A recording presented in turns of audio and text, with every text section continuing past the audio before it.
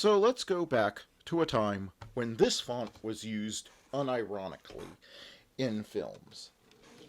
To what may be one of the most influential films of the spy genre, but nobody seems to talk about it, and nobody seems to have seen it lately. And when I say influential, I mean that this movie is pretty much the Bourne Identity, only in 1975. Yeah, it's pretty much the same movie. CIA guy not knowing why, not being hunted, not knowing why he's being hunted, getting into violent fight scenes in apartments, getting kidnapping a girl at one point, and then bringing the whole organization down at the end, even though he spends most of the movie not even knowing what the organization is, so that seems a rather optimistic outcome. Yeah, that and meetings of disinterested, dehumanized superiors talking about his antics. Yeah, you cannot convince me that the makers of the Bourne Identity film were not deliberately using this as a template for their movie. And I would just like to go on the record to say I enjoy both films, but this is the one that I consider a stone cold classic. The thing that I love about film and why it's my favorite art form is that you can take the same basic story, but you can tell it in such a way that it feels different when you see it on screen. So you can look at this. You can look at the same. So you can see so you can see things from different lenses, and the focus can be different.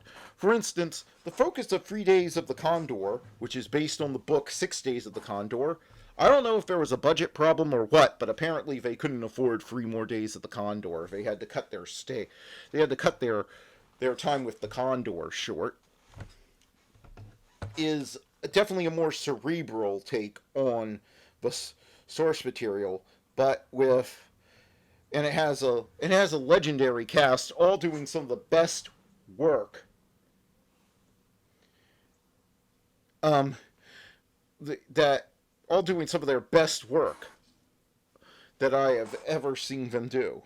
You have Robert Redford as Turner, a man who was hired just to read books for the CIA. Yeah, yeah, that's a puzzling job. To see if any secrets are being leaked in books. Books. You then have Faye Dunaway as a woman who, once everything goes to shit, he kidnaps to try to use her apartment as a hideout, which I guess on her dating profile it says she's really into 50 Shades of Grey because that doesn't stop them from forming a romantic relationship. Holding her at gunpoint and putting tape over her mouth seems to actually be one of her turn-ons. And then you have Max von Sydow as an assassin who's hunting Redford, because everybody assumes that he's betrayed the CIA. And then you have Uncle Ben. No, not that Uncle Ben. No, not that one either. Right, that's the Uncle Ben I'm talking about. Cliff Robertson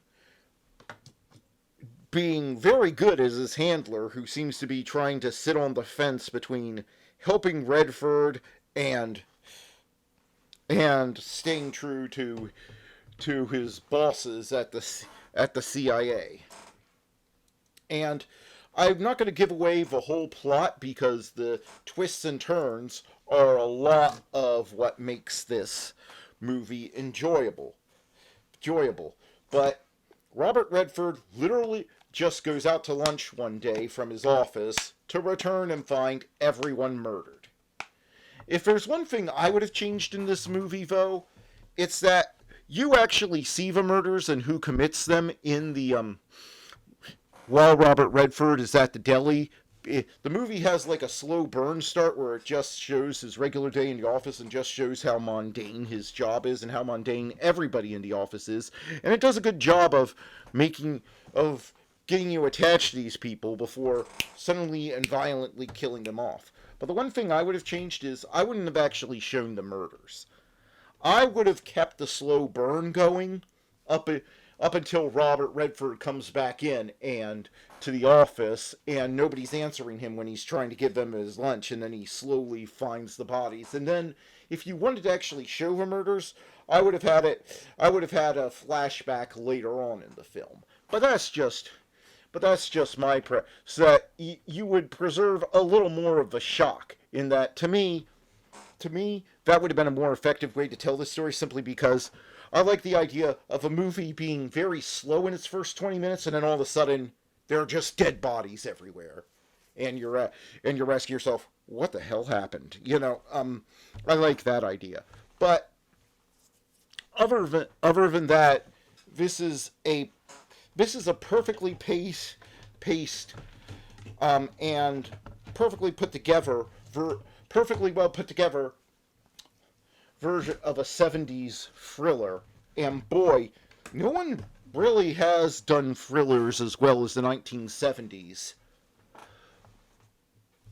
since then. It just hasn't happened. And so the CIA suspects him of being behind the murders at first, but then they realize that he may have stumbled onto something secret, and they want to get him out of the way for that reason. Only to then find out that there are secrets within secrets, and just when you think you're getting a handle on this, there's another twist and turn.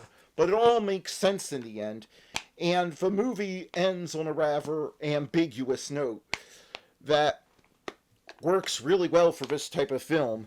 And it feels more relevant now than it ever did in the 70s, now that the government does see and hear everything we do, and we have seen multiple times in the 49 years since this movie came out just how callous the government is towards human life. So yeah, and there is and some very surprising things happen in the end.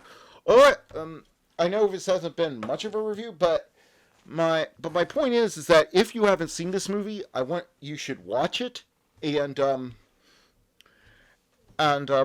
I don't want to give away too much of it.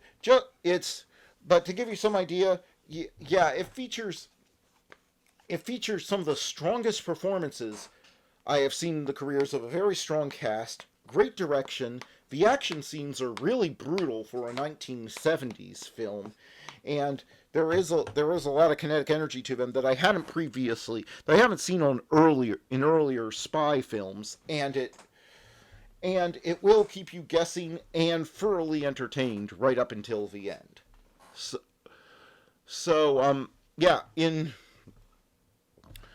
Enjoy this film because movies like this don't come around too often, and this is a stone cold classic of the spy genre that I feel informed a lot of what happened afterwards, and it's still one of the best examples there is out there. And you really don't want to know much about the plot going in. Just know that it's a man being hunted by his agency sort of film that